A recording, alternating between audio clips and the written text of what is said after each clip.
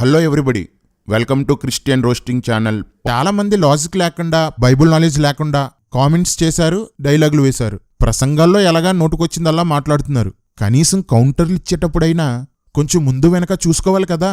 ఉదాహరణకి ఈ వీడియోలో మూర్తిమాయ ఆయన కనికరం అంటే నాకు చాలా ఇష్టం. ఆయన కనికరించబడ్డాం కాబట్టి ఇలా నిలబడ్డాం. లేదా కరోనాలో అందరూ చాలా మంది మాయమైపు ఉండేవాళ్ళు. అంటే కరోనాతో చనిపోయిన వేల మంది పాస్టర్లపై దేవునికి కనికరం లేదన్నమాట.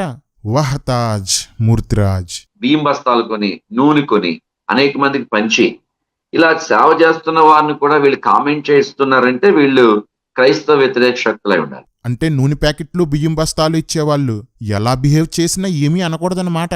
వహతాజ్ మూర్తిరాజ్. అపోజిట్ పౌలు ఖండించాడు, మేము ఖండిస్తా ఉన్నాడు ఒక ఆయన. ఖండించి కానీ తెర మీద బొమ్మేసి ఖండించాడా? అప్పుడు తెరలెక్కడున్నాయి మాయా? మాకు పోలీస్ డిపార్ట్మెంట్ చాలా ఫ్రెండ్స్ ఉన్నారు. ఈ 24 years లో నా రిట్రీట్స్ కి వచ్చి రక్షింపబడిన వారిలో డిఎస్పీలు, ఏఎస్పీలు కూడా ఉన్నారు. సో ఇలాంటి సమస్య వచ్చినప్పుడు నేను వాళ్ళతో డిస్కస్ చేస్తాను. ఒక 100 మంది డాక్టర్స్ ఉన్నారు నా దగ్గర, అడ్వకేట్స్ ఉన్నారు. మూర్తిరాజు, నీ దగ్గర పోలీసు వాళ్ళు, డాక్టర్లు, అడ్వకేట్స్ ఉన్నారేమో, కానీ నా పక్షంగా ఉన్న ఆయన వీళ్ళందరికన్నా చాలా పెద్దోడు, చాలా చాలా గొప్పోడు. ఆయన నీకు తెలీదులే. డిఎస్పీలు, ఏఎస్పీలు కూడా ఉన్నారు. సో ఇలాంటి సమస్య వచ్చినప్పుడు నేను వాళ్ళతో డిస్కస్ చేస్తాను. మీ కాకినాడలో నీ గురించి ఎవరిని అడిగినా నువ్వు చెప్పేదంతా సోదే అన్నారు. కానీ అది అబద్ధం భయ్యా. నువ్వు అక్కడక్కడ నిజం చెప్తావు. నిజంగానే నీకు పోలీస్ డిపార్ట్మెంట్లో చాలా మంది తెలుసు. అందుకే కదా నువ్వు ఒక ఆమెతో ఉండగా నీ భార్యకు రెడ్ హ్యాండెడ్గా దొరికిపోయినప్పుడు, ఆమె నిన్ను సర్పవరం పోలీస్ స్టేషన్లో పెట్టినప్పుడు ఎవ్వరికీ తెలియకుండా మేనేజ్ చేయగలిగావంటే నీకు డిపార్ట్మెంట్లో చాలా పలుకుబడి ఉంది భయ్యా. నేను డీసెంట్ కాబట్టి, పద్ధతైనోని కాబట్టి ఆవిడ పేరు చెప్పట్లేదు. ఈ వీడియో చూసిన తర్వాత నాకు కొద్దిగా మండింది. నిజాలు చెప్తే అలాగే మండుద్దు భయ్యా. ఇంకా 2-3 స్టోరీలు ఉన్నాయి, కానీ వాటి కోసం మాట్లాడితే వాళ్ళ సంసారాలు పాడైపోతాయని ఆగాను.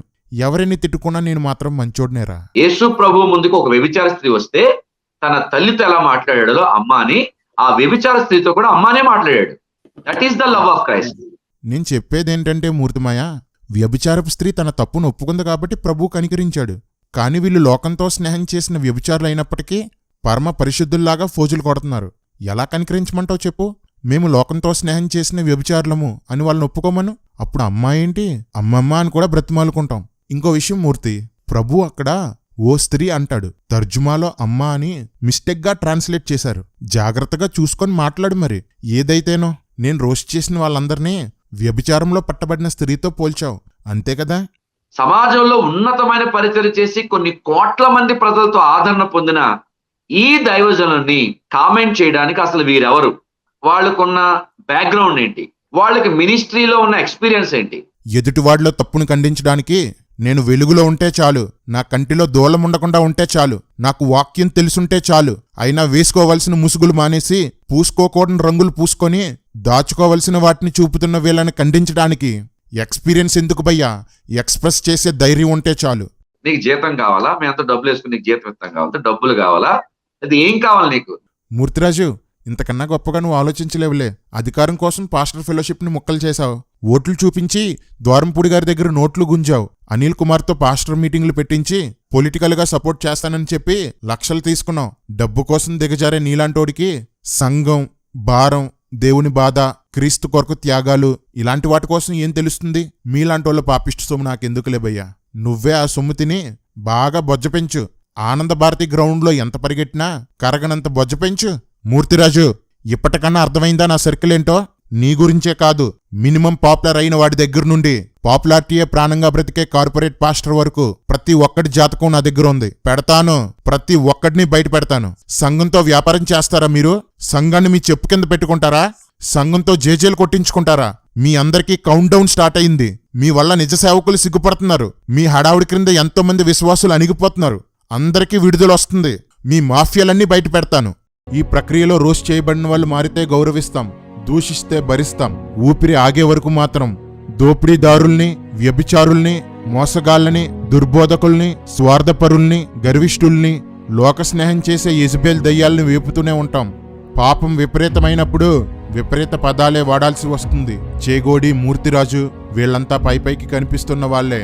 వీళ్ల వెనక చాలా మంది ఉన్నారు. మాఫియా డాన్లు, గోండా పాస్టర్లు, బ్లాక్ మనీ దాచేసుకుంటున్న వాళ్ళు, రాజకీయాలు చేసేవాళ్ళు, కర్కసులు, సైగ చేస్తే చంపి పాడేసే వాళ్ళని మేపుతున్న పాస్టర్లు ఉన్నారు. నేను ఢీ కొంటున్నది వాళ్లతో అని నాకు తెలుసు. నేను దొరికితే డిబేట్లకి కూర్చోబెట్టరు, పోలీస్ స్టేషన్కి తీసుకువెళ్లరు. నన్నేం చేస్తారో ఊహించగలను. అన్నింటికీ తెగించే అడుగు వేశాను. సంఘాన్ని రోమన్ క్యాథలిక్లు మింగేసినప్పుడు, ప్రొటెస్టెంట్లు పోరాడితే, రక్తాన్ని చిందిస్తే, ప్రాణాలు త్యాగం చేస్తే, అప్పుడు క్యాథలిక్కుల నుండి నిజ సంఘతరం బయటికి వచ్చింది. వారే లోదరన్లు చల్లారిపోయి ఆచారాలు పద్ధతుల్లో కూరుకుపోయి సంఘాన్ని మింగేసినప్పుడు మళ్లీ పోరాటాలు ప్రారంభమయ్యాయి. ఎందరో అణచబడ్డారు, వెలివేయబడ్డారు. చివరికి మరో నిజ సంఘతరం బయటికి వచ్చింది. వారే బాప్టిస్టులు. అలా మరొకటి, అలా ఇంకొకటి. స్వార్థపరుల కబంధ హస్తాల్లో నుండి సంఘం విడుదలవ్వాల్సిన ప్రతిసారి వందల మంది, వేల మంది శ్రమపడ్డారు, త్యాగాలు చేశారు, హతసాక్షులయ్యారు. మళ్ళీ అలాంటి పరిస్థితే ఏర్పడింది. పేరు కోసం ప్రాకులాడుతూ సంఘాన్ని చిన్నాభిన్నం చేస్తున్నవారు, విశ్వాసుల్ని గుప్పెట్లో పెట్టుకున్నవారు, కోట్లు వెనకేసుకున్నవారు, లోకస్తులు మించి పాపాలు చేస్తున్నవారు, రకరకాల సిద్ధాంతాలతో సంఘాన్ని గజిబిజి చేస్తున్నవారు సంఘాన్ని ఆక్రమించారు. అందుకే పోరాటం ప్రారంభమైంది. ప్రతి దుష్ట సంఘంలో నుండి ఒక పోరాట యోధుడు పైకి లేస్తాడు. ప్రతి స్వార్థ సేవకుని సంఘంలో నుండి ఓ ప్రొటెస్టెంట్ లేస్తాడు. పోరాడతాం, మమ్మల్ని చంపగలరు గాని మార్పును ఆపలేరు. మళ్ళీ ఆదిమ సంఘ రూపులోనికి అంత్యకాల సంఘాన్ని తీసుకురావడానికి, నా ప్రాణాన్ని పోగొట్టుకోవడానికైనా నేను సిద్ధం. మీలో ఎంతమంది సిద్ధంగా ఉన్నారు? నిజ సేవకులు, సేవకురాళ్ళు తల ఎత్తుకుని ధైర్యంగా పరిచర్య చేసుకునే స్థితిని తిరిగి తెస్తాం. దొంగలు, దుర్మార్గులైన సేవకులు భయంతో నోరు మూసుకునే పరిస్థితిని తీసుకువస్తాం. అప్పటి వరకు పోరాటం ఆగదు, రోస్టింగ్ తప్పదు.